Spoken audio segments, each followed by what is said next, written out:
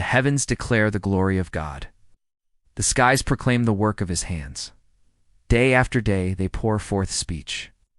Night after night they reveal knowledge. They have no speech, they use no words, no sound is heard from them. Yet their voice goes out into all the earth, their words to the ends of the world.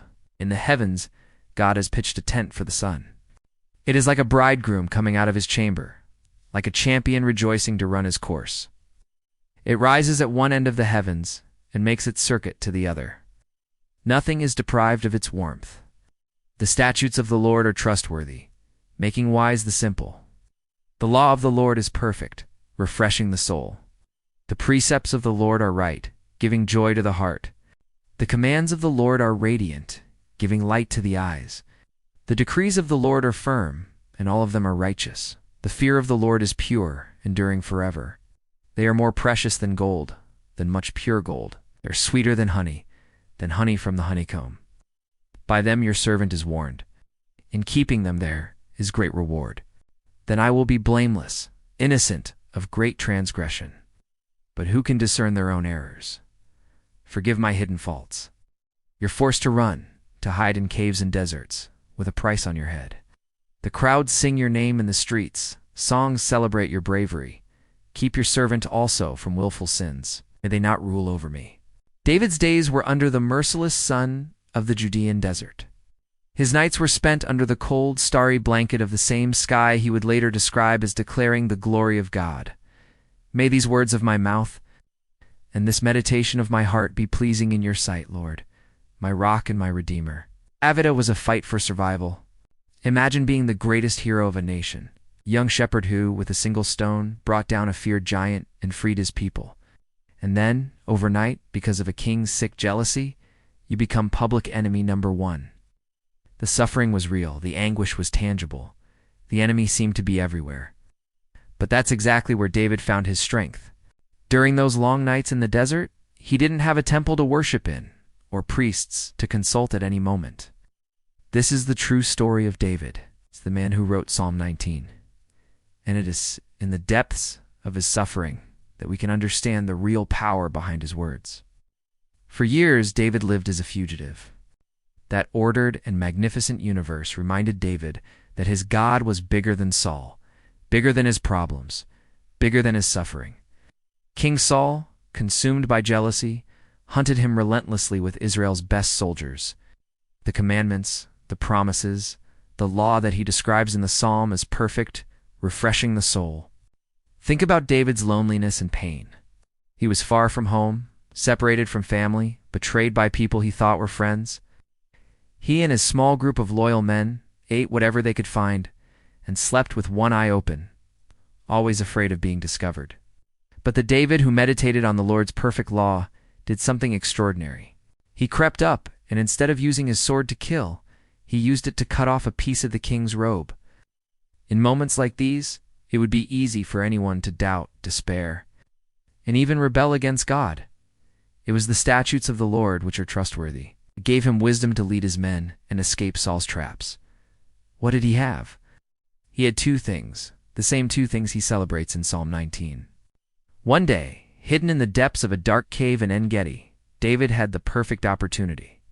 King Saul, his hunter, entered the same cave to relieve himself, alone and vulnerable. First, he had creation. Looking up at the vastness of the sky, at the army of stars shining without fail, night after night, he didn't see emptiness.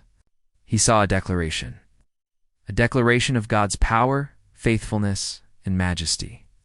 The heavens literally preached to him, silently, about God's sovereignty. Second, and more importantly, he had God's word stored in his heart. It was this law that kept him from becoming a bitter and vengeful man. It was God's word that brought joy to his heart in the midst of sadness and gave light to his eyes in the darkness of the desert. And here comes the climax of his triumph, his great victory over the enemy. David's men whispered, "This is it. God has delivered your enemy into your hands. Finish him off." What did David do? The David who knew pain, persecution, and suffering could have taken revenge. He refused to touch God's anointed. His conscience, shaped by the word, weighed so heavily that he even regretted cutting the robe. This was David's true victory. It wasn't a victory of the sword, but of the spirit. It was the victory of faith over fear, obedience over revenge, character over circumstance. He overcame his pain and his desire for retaliation by standing firm on God's word. David's story shows us that even when suffering seems unbearable and the enemy powerful, we can find refuge and strength. Look at creation and remember God's greatness. And above all, hold tight to his word, because it is perfect. It refreshes the soul and gives us the wisdom not just to survive our battles, but to win them in a way that truly honors God. The meaning of Psalm 19. Verses 1-6. God reveals himself in creation. The heavens declare the glory of God. The skies proclaim the work of his hands. The entire universe witnesses to God's existence and power. The starry sky is like a great mural painted by the Creator's hands. Day after day they pour forth speech. Night after night they reveal knowledge. The harmony of days and nights reveals God's order and wisdom. Creation speaks for itself continuously. They have no speech. They use no words. No sound is heard from them. Creation doesn't need human words to proclaim God's glory. It speaks to everyone in all languages. Yet their voice goes out into all the earth, their words to the ends of the world. No one is beyond the reach of God's message. Its glory is visible everywhere. In the heavens, God has pitched a tent for the sun, which is like a bridegroom coming out of his chamber. The sun, with its strength and beauty, is an illustration of God's majesty and ordered purpose. Nothing is deprived of its warmth. Just as the sun reaches everything, God's glory also touches all things. Verses 7-11. God reveals himself in his word. The law of the Lord is perfect, refreshing the soul. God's word has no flaws. It restores, gives new strength, and guides our souls. The precepts of the Lord give joy to the heart. Obedience to God's word brings true joy that comes from the heart. Sweeter than honey, ... God's word is a pleasure. It nourishes and satisfies. In keeping them there is great reward. Obedience brings blessings, both material and spiritual. Verses 12-14. A sincere prayer, but who can discern their own errors? Forgive my hidden faults. It's hard to see our own sins. We need God's help and forgiveness. May these words of my mouth and this meditation of my heart be pleasing to you. We should seek to please God, both in our thoughts and in our words and actions. Now, bring to mind God's word as a guide that lights your paths and refreshes your soul. Allow these truths to warm your heart. Let's now pause to meditate and pray, inspired by this psalm. Close your eyes and breathe deeply. Bring to your mind an image of the starry heavens or a bright sunrise. In the brightness of the stars that light our nights, and in the simple moments of life when we feel your hand caring for us, visualize God's creative power in every detail of nature. Lord God, wonderful creator of heaven and earth, today I want to quiet myself before the greatness of your presence. Your name is holy, and your glory is revealed everywhere, in the heavens that proclaim your majesty, in the sunrise that warms our journey. You are worthy of all honor, all praise, and all worship. Thank you, Lord, because your word, living and true, is a source of comfort, strength, and hope. It is perfect. It renews the weary soul and gives understanding to the simple heart. In it I find direction when I'm lost, comfort when I'm downcast, and courage when I fear the future. I humbly ask you, forgive me for the times when I let pride or vanity take me away from your ways. Cleanse me of everything that doesn't please you, of words and thoughts that don't build up, of attitudes that don't spread love. Give me a pure heart and a spirit sensitive to your voice, so that I can hear your call even in the silence and noise of my days. May I rest under your wings, feeling your love restoring everything that was broken within me. May your grace surround and embrace me in this moment, bringing lightness where there is restlessness, hope where there is doubt, and peace where there is fear. Help me trust that in all situations you are my safe refuge, my firm rock, and my faithful deliverer. May I learn to recognize your hand in daily life, in small gestures, in unexpected answers, in reunions, in moments of silence. Teach me to love with more generosity, to forgive with sincerity, and to always live in the truth of your love.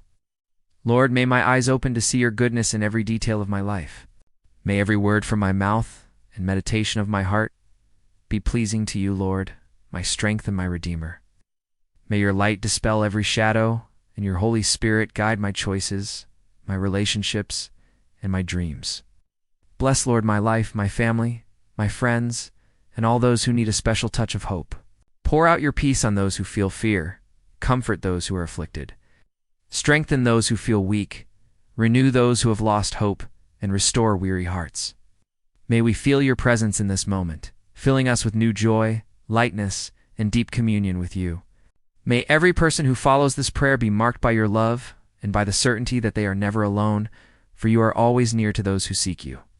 I am grateful for everything you do, Lord, for your infinite mercy, and for the new beginning you offer us each day. May I always remember to recognize you, to hear your counsel, to walk under your protection, and to share your love.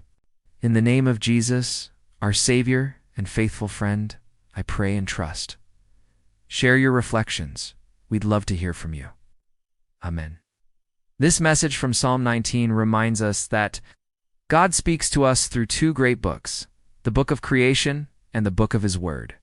One shows His glory and power, and the other reveals His perfect and restorative law. Which one has touched your heart more today? Leave a comment sharing how Psalm 19 spoke to you. Did any verse catch your attention more? And go ahead and like the video. This helps us reach more people and spread this transformative message.